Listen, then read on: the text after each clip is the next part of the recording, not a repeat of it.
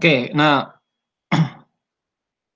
eee, ketika Anda membuat bab 3.2 itu Anda membuat, flowchart biasanya ya. Nah, tentu Anda perlu tahu dulu sebenarnya flowchart itu apa, begitu, dan bagaimana cara membuat, flowchart. Nah, flowchart ini sebenarnya sumbernya itu kalau kita cek di Wikipedia, itu sumbernya adalah dari, eee, American National Standard Institute yang kemudian diadopsi oleh International Organization for Standardization menjadi ISO 5807. Nah, Anda bisa cari di internet ISO 5807, nanti akan ada, cuman memang harus beli, harganya sekian ratus dolar. Cuman di sini sebenarnya sudah cukup jelas apa yang harus bagaimana cara menangani sebuah, flowchart, begitu ya. Nah, jadi flowchart itu adalah diagram yang merepresentasikan sebuah workflow atau aliran pekerjaan atau aliran proses. Kadang-kadang dalam programming juga ini untuk menjelaskan algoritma itu bekerja secara bagaimana. Oke, nah biasanya bentuknya seperti ini, begitu. Ada panah, ada simbol-simbolnya, oke. Nah yang paling banyak di dalam flowchart itu biasanya berbentuk kotak atau rectangular ya, box yang kita sebut sebagai activity atau kegiatan, gitu. Nah ini bentuknya ada si cycle for, ini untuk flowchart, jadi selalu diawali dengan epsilon, diakhiri dengan epsilon. Ini start, ini end, begitu ya. Nah ini perlu disiplin nih kita dalam, merancang, flowchart kita. Nah, kemudian di sini ada A, ada proses A, D, dan C, tapi selalu diawali dengan ini dan kita melihat di sini semuanya tidak ada yang mengambang nyasar begitu ya, misalnya dari D nggak ada panah kemana-mana lagi, selalu harus diawali dengan epsilon, diakhiri dengan epsilon. Untuk kita, paham betul bahwa ini memang prosesnya ada awal dan ada tujuan, gitu, seperti air mengalir, seperti sungai, begitu. Nah, ini mungkin ada historinya, Anda bisa cek di, Wikipedia, gitu ya, kalau Anda mau coba mendalami. Nah, cuman yang paling inti adalah sebenarnya ini, setiap makna dari setiap simbolnya. Jadi kalau panah ini adalah aliran ya, garis aliran, ya, menunjukkan urutan operation atau proses. Nah, sehingga ini, biasanya nanti dia ada pangkalnya dan ada tujuannya. Jadi, pointing at another ya, jadi ditujukan kepada siapa. Oke, nah kemudian ada namanya terminal, tadi ya saya bilang, di start ataupun di end. Jadi menunjukkan awal dan akhir dari sebuah proses atau subproses. Nah, bentuknya, oval begitu seperti ini, start dan end. Nah, kemudian ada prosesnya yang paling utama. Nah, proses ini, bentuknya kotak seperti ini, operation-nya bisa macam-macam di sini, bisa mengolah data, bisa menganalisis, bisa menghitung, begitu.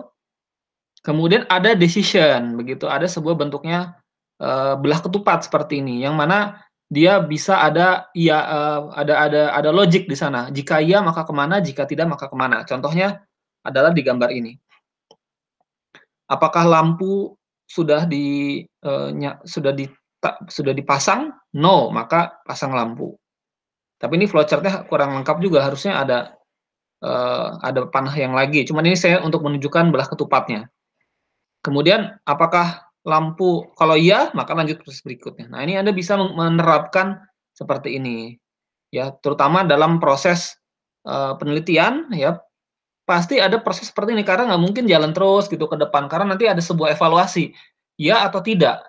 Kalau iya bagaimana, kalau tidak bagaimana.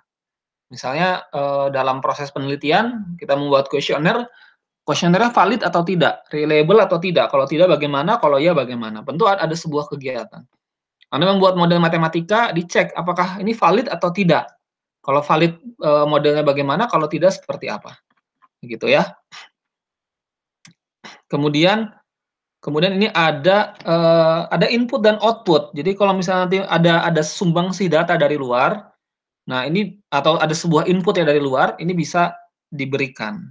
Cuman kalau saya melihat dalam proses penelitian kita akan jarang menggunakan, ini ya, apa, belah jejar genjang ini, begitu. Nah, maka, kemudian ini one page connector. Nah, jadi artinya kalau ada panah, kemudian dia terlalu rumit kalau misalnya nyambung ke atas lagi atau ke sisi yang lain, maka bisa menggunakan konektor, tapi ini kalau dalam satu halaman. Tapi kalau dalam halaman berbeda, misalnya flowchart-nya itu nyambung ke halaman berikutnya, maka menggunakan konektor seperti ini. Ya, ini, eee, target to another page, jadi ke halaman yang berikut, mungkin flowchart-nya panjang sampai 2 halaman, nah pakai konektor seperti ini. Nah, nanti Anda bisa coba cari contoh-contohnya bagaimana menerapkan, simbol-simbol seperti ini ya. Ini contoh yang, sederhana seperti ini. Ya nanti kalau ada konektor berarti di sini dikasih konektor, kemudian nanti nyambung di sisi lain ada konektor lagi. Jadi seperti seperti pintu kemana saja ya kalau di Doraemon tuh. Jadi ini masuk sini, keluarnya ke sini, begitu. Oke.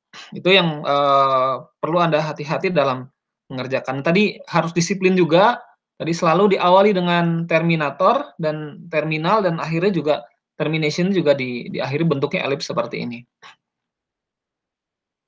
Terminal begitu ya. Oke, nah ini, saya melihat beberapa masih ada yang salah gitu ya dalam, membuat, flowchart, ya pembuat flowchart padahal itu hal yang sangat dasar. Jadi ini harus tapi mungkin memang kita nggak secara resmi ya mempelajari dalam satu mata kuliah tertentu. Nah ini sebagai ajang latihan lagi, Anda coba baca-baca lagi, Anda lihat lagi, kemudian, eee, silakan Anda coba perbaiki begitu ya flowchart-nya menggunakan sistem tersebut. Nah, kalau mau lebih dalam bisa cek di Wikipedia, di sini ada beberapa referensinya, terutama, beberapa buku juga, ya terutama adalah tadi sumber utamanya adalah kalau sekarang ya mungkin adalah ISO ya.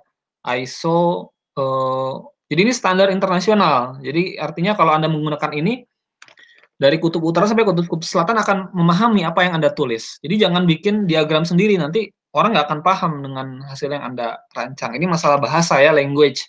Supaya bisa bergaul dengan internasional kita menggunakan, bahasa yang, sama, gitu.